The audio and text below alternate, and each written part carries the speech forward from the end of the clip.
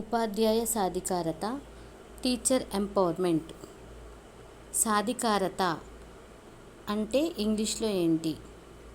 Empowerment. దీనికి అర్థం సామర్థ్యాలను మెరుగుపరచడం. ఎన్సిటిఈ అనగా national council for teacher education. National council for teacher education. ఈ ఎన్సిటిఈ మే 17, 1995న స్వయం ప్రతిపత్తి లభించింది. తర్వాత దేశంలో 4 చోట్ల ప్రాంతీయ కార్యాలయాలు ఏర్పాటు చేసుకుంది. తూర్పు ప్రాంత కమిటీ భువనేశ్వర్లో కలదు. ఉత్తర ప్రాంత కమిటీ, దీని యొక్క మెయిన్ కార్యాలయాలు చెప్తున్నాను, జైపూర్లో కలదు. దక్షిణ ప్రాంత కమిటీ బెంగళూరులో కలదు, దీని యొక్క మెయిన్ కార్యాలయం. పశ్చిమ ప్రాంత కమిటీ మెయిన్ కార్యాలయం భోపాల్లో కలదు. ఖచ్చితంగా ఈ 4ట్లో ఒక బిట్ అనేది అడుగుతారు. మెయిన్ కార్యాలయం ఎక్కడ ఉంది? తూర్పు, ఉత్తర, దక్షిణ మరియు పశ్చిమ ప్రాంత కమిటీల గురించి అడుగుతారు. ఉపాధ్యాయ విద్యా బోధకులకు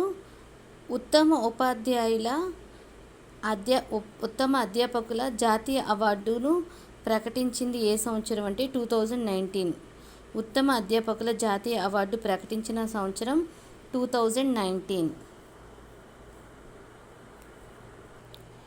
ఎన్సిఈఆర్టీ అనగా national council for educational research and training. National council for educational research and training. తెలుగులో జాతీయ విద్యా పరిశోధన శిక్షణ మండలి అని national council for educational research and training centre అంటారు. ఎన్సిఈఆర్టీ షార్ట్ ఫామ్ వచ్చేసరికి 2023 సంవత్సరంలో దీనిని డీమ్డ్ విశ్వవిద్యాలయం హోదా కల్పించారు. డీమ్డ్ విశ్వవిద్యాలయ హోదా కల్పించింది 2023లో. పాఠశాల విద్యకు సంబంధించిన అన్ని విధాన నిర్ణయాలలో ఇది కీలక పాత్ర పోషిస్తుంది. పాఠశాలకు సంబంధించిన అన్నిటిలో కూడా ఇది కీలక పాత్ర వహిస్తుంది. దీక్ష, ఈ బిట్ కూడా ఇంపార్టెంట్ చూసుకోండి. Digital infrastructure for knowledge sharing. Digital infrastructure for knowledge sharing, DIKSHA. Diksha full form వచ్చేసి digital infrastructure for knowledge sharing. విద్యకు ఇది ఒక జాతీయ వేదిక. National platform for school education.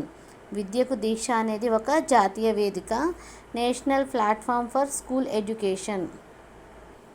పాఠశాలల విద్యకు ఇది ఒక జాతీయ వేదిక, దీక్ష. జాతీయ స్థాయిలో ఎంపికైన 60 మందికి 10,000 చొప్పున ఇవ్వడం జరుగుతుంది.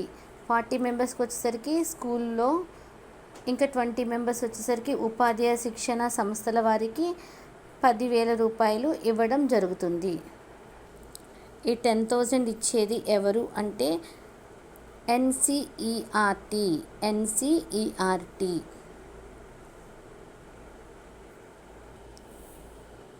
కోవిడ్ సమయంలో ఈ దీక్ష యాప్ ద్వారానే విద్య అనేది అందించడం జరిగింది. కోవిడ్-19 సమయంలో పాఠశాల విద్యకు అంతరాయం ఏర్పడింది. అప్పుడు ఈ దీక్ష యాప్ ద్వారానే కేంద్రపాలిత ప్రాంతాల్లో ఇంటి వద్దనే కూర్చుని విద్య నేర్చుకునేటటువంటి సదుపాయాన్ని కల్పించింది. కేంద్రపాలిత ప్రాంతాల్లో ఉన్న వారికి ఇంటి వద్దనే కూర్చుని విద్య నేర్చుకునేటటువంటి సదుపాయం ఏర్పాటు చేయడం జరిగింది.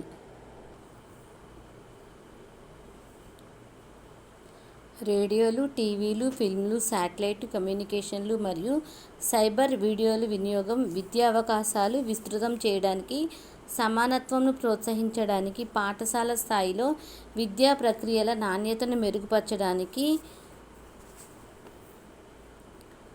CIET వివిధ కార్యక్రమాలను చేపడుతుంది. CIET గుర్తుపెట్టుకోండి, వివిధ కార్యక్రమాలను చేపడుతుంది. దీక్ష అనేది ప్రధానంగా 5 సూత్రాలను ఆధారంగా అభివృద్ధి చేయబడింది. Open architecture, open access open access మరియు ఓపెన్ లైసెన్సింగ్, వైవిధ్యం, ఎంపిక మరియు స్వయం ప్రతిపత్తి. Open architecture, open access, open licensing, వైవిధ్యం, ఎంపిక మరియు స్వయం ప్రతిపత్తి. వీటి సూత్రాల ఆధారంగా దీక్ష అనేది అభివృద్ధి చేయబడింది. మరిన్ని విషయాలకై ఛానల్లోని ప్లేలిస్ట్లో పిఐఈ వీడియోస్ ఉన్నాయి, చూడండి.